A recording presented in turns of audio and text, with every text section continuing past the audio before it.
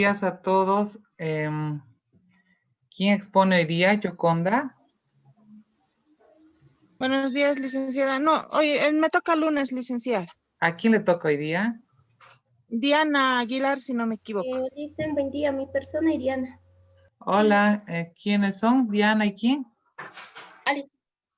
Alison Tangara. Ah, ya. ¿Y pueden empezar, por favor?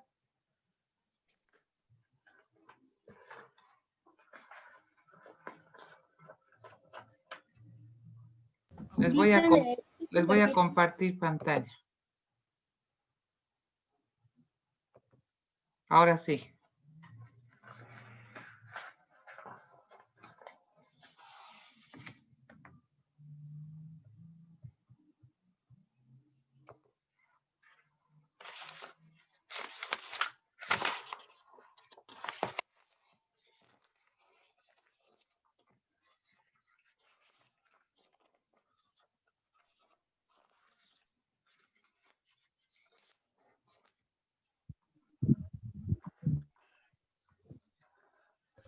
¿Pueden verlo?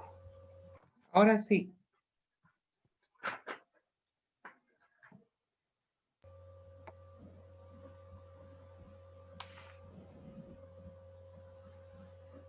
Okay.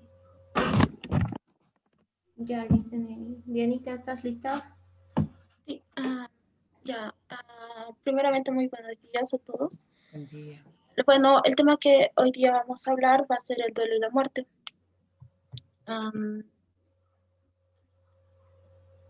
Ya. Entre los puntos que vamos a hablar el día de hoy se van a encontrar primero la pérdida y los duelos, la psicodinamia del dolor, la muerte, actitudes de la muerte, el proceso de morir, el suicidio y finalmente la eutanasia. Bueno, la pérdida y los duelos. Como sabemos, todo tipo de pérdida que se va a dar durante la vejez o la ancianidad van a provocar un proceso intrapsíquico, la cual va a tener una finalidad, la cual va a ser la adaptación. Este va a tener el nombre del duelo. Por otro lado, también va a existir el duelo patológico, pero este va a llegar a ser lo contrario, ya que este llega a entorpecer la aceptación de la pérdida. Con ello va a llegar a guardar esas semejanzas con ese estado depresivo, e impidiendo así también que exista esa confrontación adecuada con los diversos sucesos de la vida. Según Speakers, nos va a indicar que la psicología de la muerte, como la psicología de la pérdida, van a ser prácticamente lo mismo. ¿Por qué? Ya que ambas se van a integrar en la experiencia consciente de la pérdida, ya sea con el objeto o consigo mismo. Michel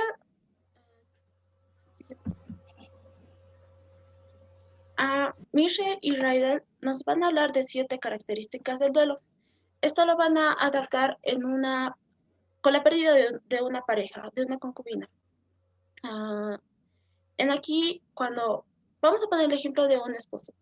Cuando el esposo se entera de que ha perdido a su pareja, principalmente lo va a negar. Va a rechazar la idea de que ha perdido a esa persona, pero posteriormente lo va a aceptar. Primeramente lo va a aceptar en la parte intelectual y seguidamente a nivel emocional. Luego va a aceptar la pérdida del sujeto, pero con ello va a experimentar estos sentimientos desagradables, en los cuales se van a asemejar a ese miedo o la angustia de qué va a haber del porvenir, de qué va a ser más adelante sin esa persona. Luego va a aparecer ese deseo de poder ver a esa persona. Con eso van a venir los recuerdos del pasado, pero se van a ir referentes al futuro. Si esa persona antes solía, no sé, a despertarse y ver a su pareja en las mañanas, entonces lo que va a ver más adelante va a ser esa cama vacía. Entonces con ello va a experimentar esa cólera, esos sentimientos de culpa. Luego se va a presentar ese sentimiento de pérdida, donde va a sentir que lo hubiesen cortado algo, como si lo hubiesen mutilado. con ello va a sentir esa sensación de falta, va a extrañar y lo va a rechazar. También en la parte 6 se va a descubrir que también se va a identificar esa persona con el objeto desaparecido. Va a adoptar actitudes que esa persona solía hacer. También, entre ellas la conducta que ese difunto solía hacer. Y por último, va a entrar esta variante del proceso.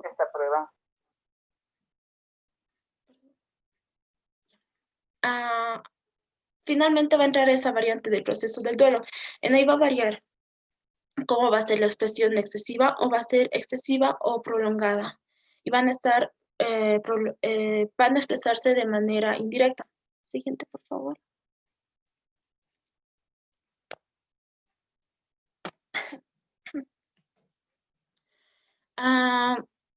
Misha y Raidel también nos van a señalar que van a haber o van a existir 3 grados de expresión del dolor dentro de un duelo, el cual van a tener una duración similar en todos los sujetos. En un primer periodo nos van a decir que va a durar entre 1 o 2 semanas. En ahí nos dicen que el dolor va a llegar a ser intenso y también persistente, y eso va a ser todo el tiempo. En el segundo periodo nos habla que durante ese mes del dolor también va a ser intenso y los momentos de sufrimiento van a ser más intensos que los de calma. Y por último, en el tercer periodo va a durar aproximadamente 1 año. Ese dolor es intenso y frecuente, pero se va a ir disminuyendo o aminorando con el tiempo. También otro dato que podríamos decir es que van a existir personas que por motivos de su personalidad o por presiones, ya sea por su entorno, pueden hallarse a esa imposibilidad para poder expresar su sentimiento. Y con ello va a traer esa dificultad para atravesar ese proceso de duelo. Nos dice también que la edad va a ser un factor que va a influir en la intensidad y en la duración de este duelo. Nos dice que también un dato muy curioso que dice en el libro es que los ancianos que por haber estado más en contacto con la muerte pueden sobrellevar mejor el dolor a comparación de los jóvenes. Aquí dice que puede ser personas que sean de más de 80 años para adelante, los que más van a tolerar el dolor. La psicodinamia del dolor. Aquí van a haber 3 tipos de duelo, en la cual se encuentran el duelo normal, el duelo patológico y la manía del duelo. Aquí vamos a recalcar de que Freud nos habla del duelo, nos dice que va a ser la reacción a la pérdida de ese ser amado o de esa frustración equivalente, ¿no?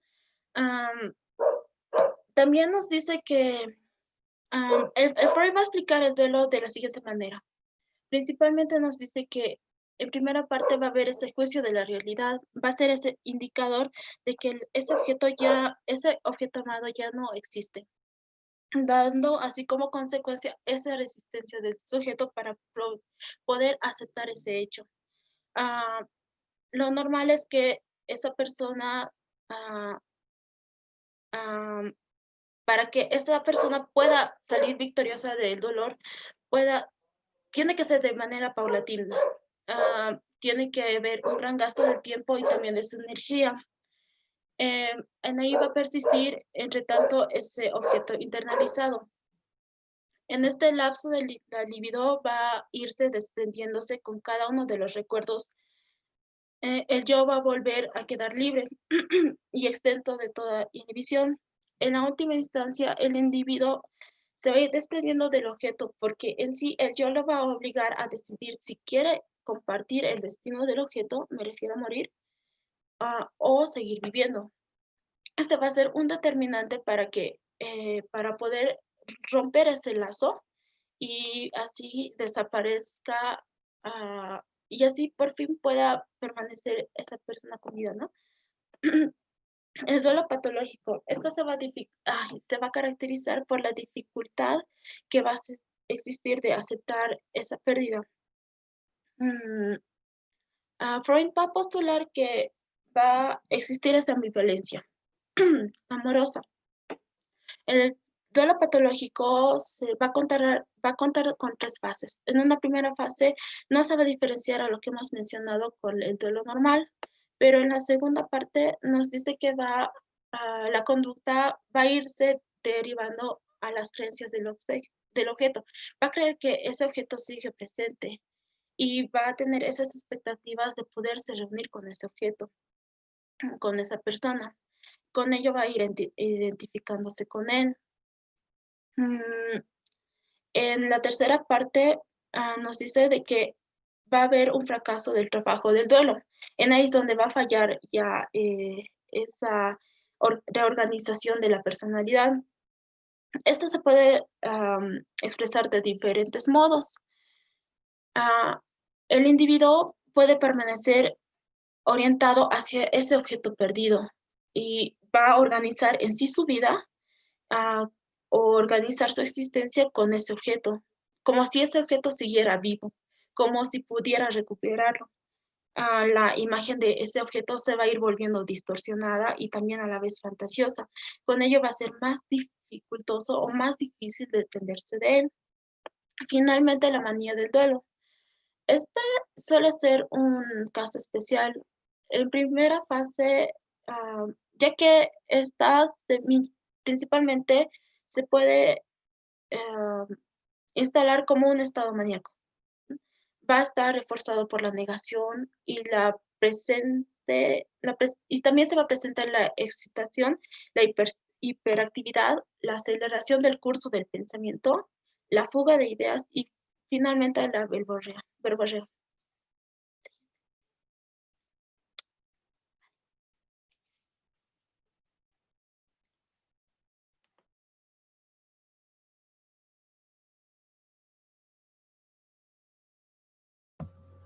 Bueno, las actitudes ante la muerte. Van a existir 3 formas de conceptualizar la muerte. La primera va a ser una impersonal. Perdón. Primero está la muerte.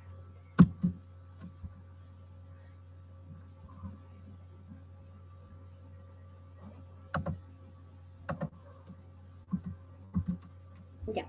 No, primero está la muerte.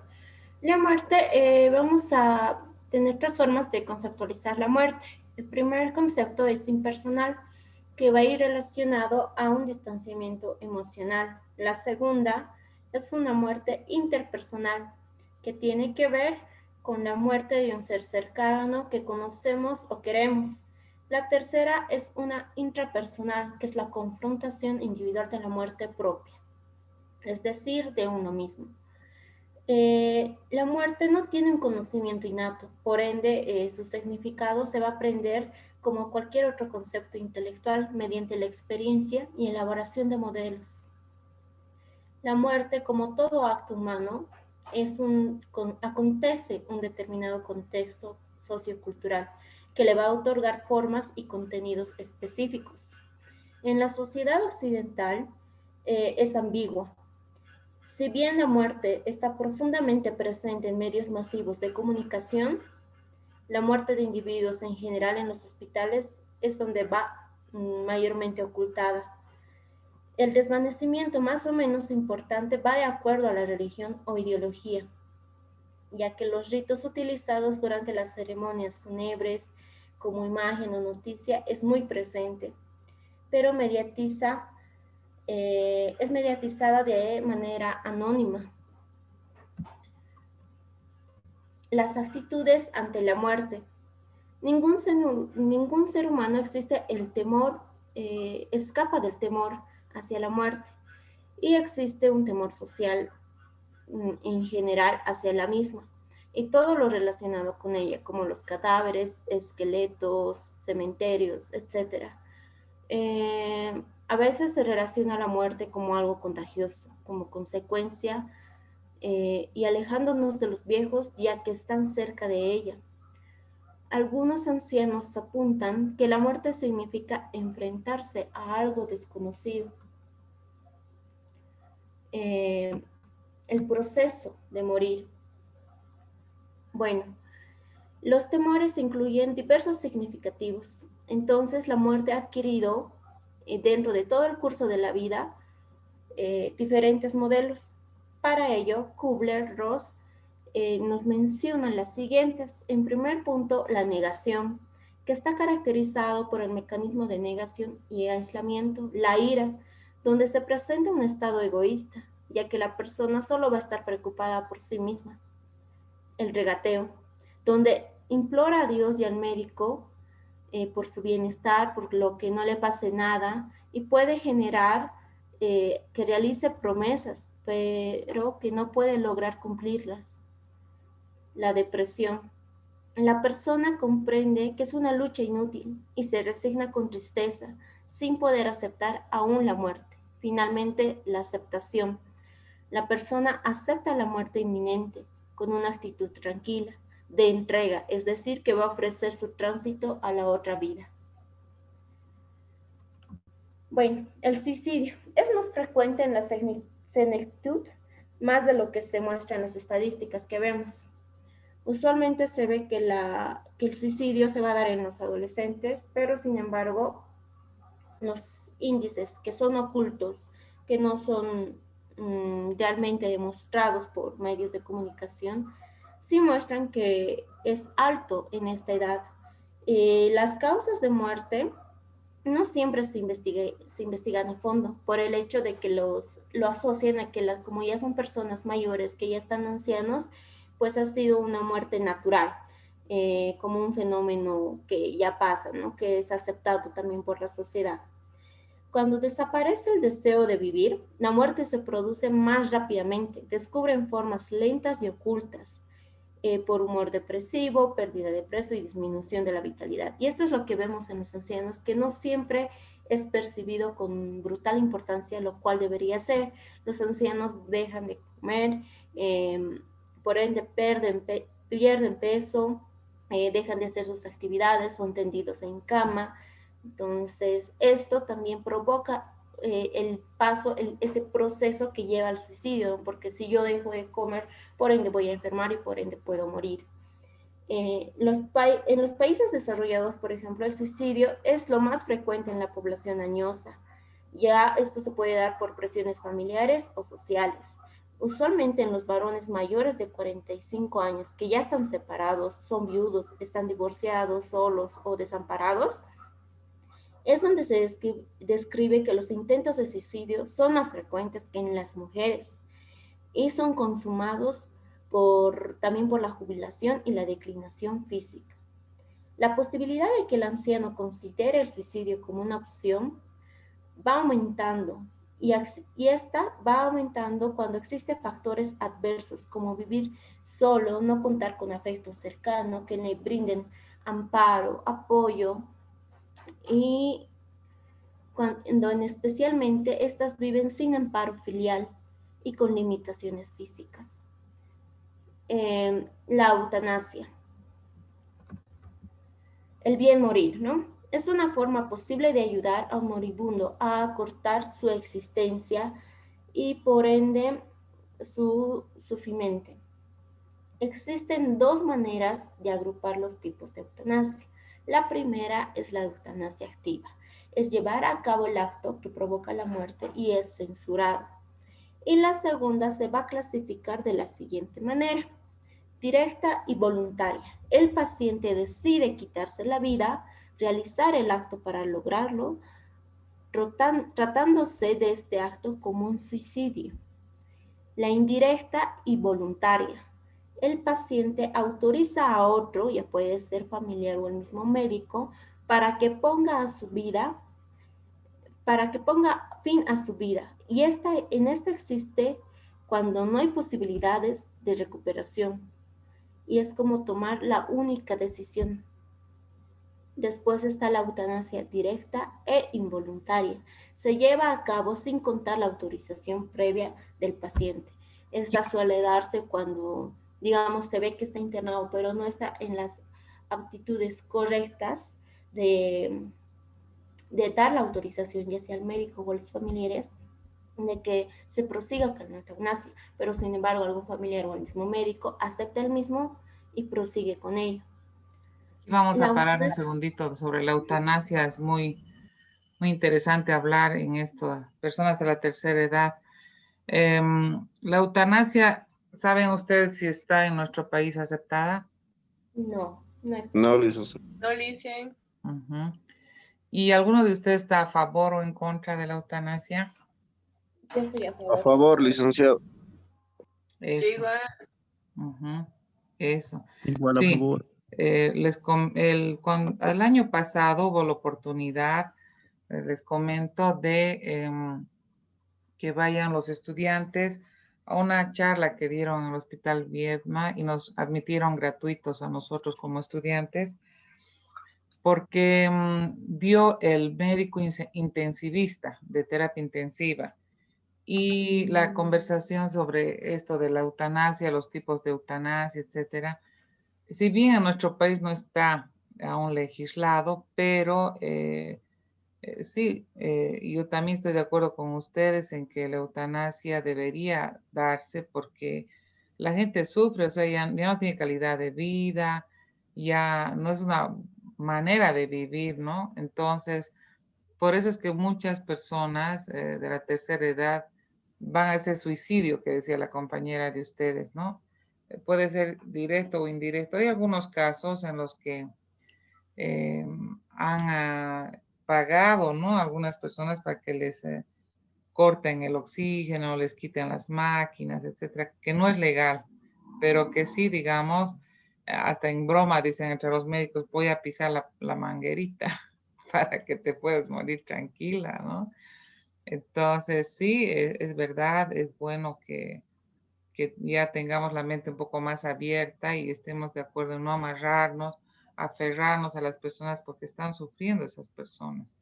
¿Han visto esta película Mar Adentro? No. Hablan sobre esto. Yo no, Licen. Sería bonito que la vean la película Mar Adentro y si quieren la comentamos la próxima vez que nos reunamos un ratito sobre la película. Y bueno, les voy a dar 5 puntos a los que hayan visto la película y me la comenten para el lunes de la próxima semana. Una introducción entramos, nos damos unos minutos y a todos los que hayan visto me comentan. Bueno, entonces vamos a trabajar esto de Mar Adentro, se llama la película y habla justamente sobre esto de la eutanasia. Qué mimada la Thalía, ¿no? Bueno, así que por 5 puntos el lunes quiero ver quiénes han visto la película de eutanasia, de Mar Adentro se llama, son 2 hombres, y cómo va exponiendo su situación, etcétera, y cómo defiende esta suposición de su derecho a morir, ¿no? La persona. ¿Alguien de ustedes sabe de alguna otra película que hable sobre la eutanasia? Yo sé, antes de ti. una. ¿Cuál, qué Esa se es llama? Yo antes Yo de antes de ti. Ah, sí, esa hemos visto el año pasado. Después la decisión, ¿cómo se dice? La decisión más difícil, algo así de una chica que... Ah, la decisión de Annie se llama. Ya, entonces vamos a ver 2 películas a elección de ustedes. Puede ser Yo antes de ti o la otra de Mar Adentro. ¿Les parece? Sí, Licen. Aunque nos va a dar mucho tiempo, ¿no? Elegiremos una nomás, sí. Nos va a llevar mucho tiempo. Nos Mar quedaremos Adentro. con Mar Adentro. ¿Qué les parece? Ya Sí, que Liz. nadie la ha visto. ¿Ya? Entonces, Mar Adentro vamos a volverla a mirar. Yo también voy a volverla a mirar. Y la vamos a comentar el lunes. ¿Ya? Seguí, por favor, con tu exposición. Gracias. Licenciado. Bueno, finalmente tenemos la indirecta e involuntaria. Esta será cuando la evolución del estado del enfermo se deja liberada a su curso sin intervenir y se da sin autorización del paciente. Es decir, digamos, el paciente está enfermo, pero no ha tenido atención médica ni atención familiar, no ha habido ningún tipo de intervención, pero tampoco ha sido autorizado esto por el paciente. Prácticamente se da como un abandono. Entonces, por ello, también es involuntaria e indirecta. Y Un bueno, con ejemplo esto sería la termino. inanición, ¿no? Hay mucha gente en nuestro medio que muere por inanición, dejan de comer y directamente entran en esto, ¿no? Sí, licenciada. Bueno, con eso terminamos la exposición de hoy. si tienen preguntas o algo. ¿Alguien quiere comentar, preguntar sobre el tema? Por favor. Esos tipos de eutanasia entran al examen, por si acaso. Pregunten, comenten, por favor. Rodrigo Miguel Vázquez está en la clase, no. No está, ¿no? Yo quería contar algo, Licen, Ya, dale. respecto a la Adelante, Luis. eutanasia. Yo creo que es una guerra, ¿cómo le podría decir?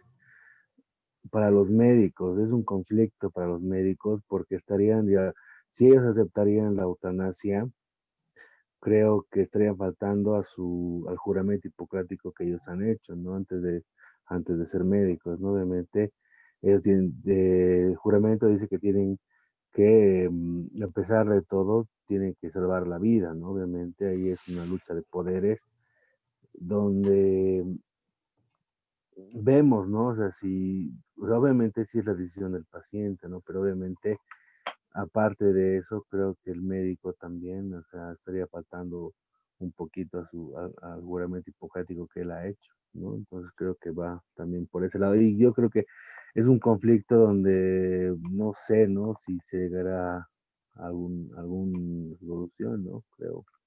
Particularmente creo eso. Dicen, ¿puedo contar? Dale, Tali. Yo creo que no solamente los médicos, yo creo que también está incluida la sociedad misma, nuestra cultura, porque por decir, si yo permito que le haga, que Dios quiera a un familiar la eutanasia, mis otros familiares van a decir de cómo lo vas a hacer, por qué lo estás haciendo, debería vivir esa persona, no importa, pero está viva. Es más que todo se basa en las familias tradicionales, porque es como cometer asesinato o algo así. Claro, es algo egoísta, ¿no? De parte de nosotros Y, que queremos que estén aquí, y sin embargo ellos están sufriendo.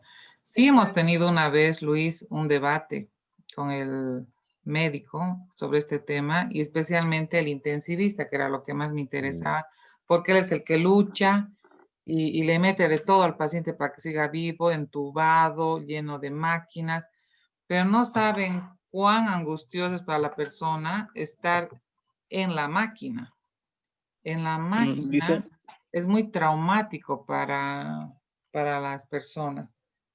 Entonces,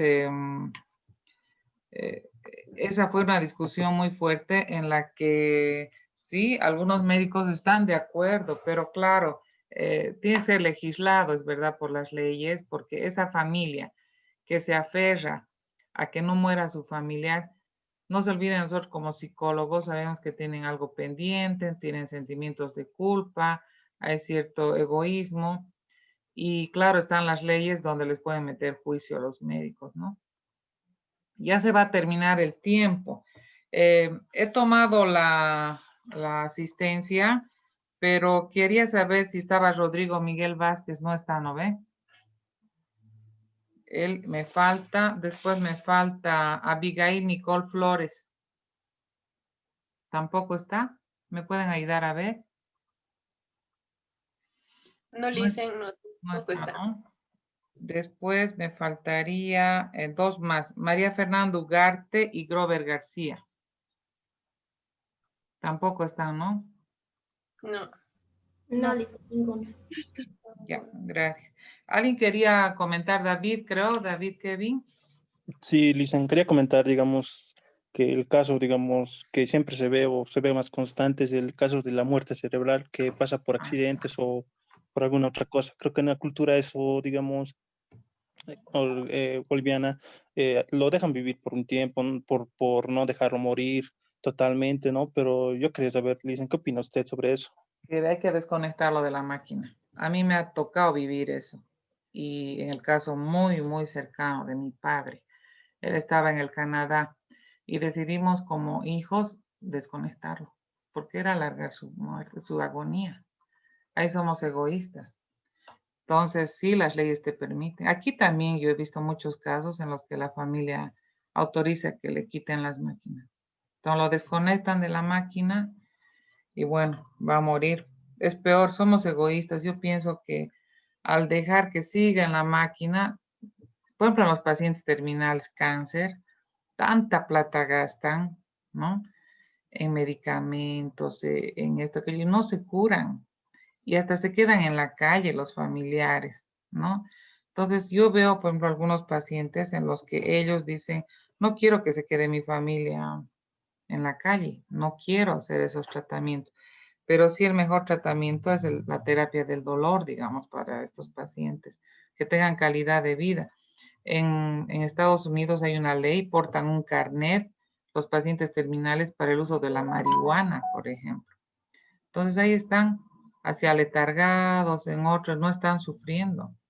Entonces, me parece que va por el lado humano también el pensar. Yo siempre estoy a favor de la eutanasia y nos ha tocado a nosotros vivir eso como familia y nos parece que ha sido lo mejor. Mi papá era joven, no era viejo, pero estaba sufriendo mucho.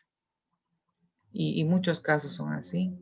Entonces, ¿verdad? Duele a las personas, pero cuando tienes cosas pendientes hasta te estrellas contra el médico. Hay muchas familias que se estrellan contra el médico, viejitos de 90 años, quieren que salgan del hospital bien curados y sanitos, y eso es difícil, porque ya se han deteriorado, están cansados de vivir, están enfermitos, están muy decaídos. Entonces, me parece que en esos casos hasta es inhumano, hasta en los animalitos, si ustedes tienen un perrito, un gatito, si lo ven sufrir tanto, a veces uno le pone una inyección para que no sufra el animalito.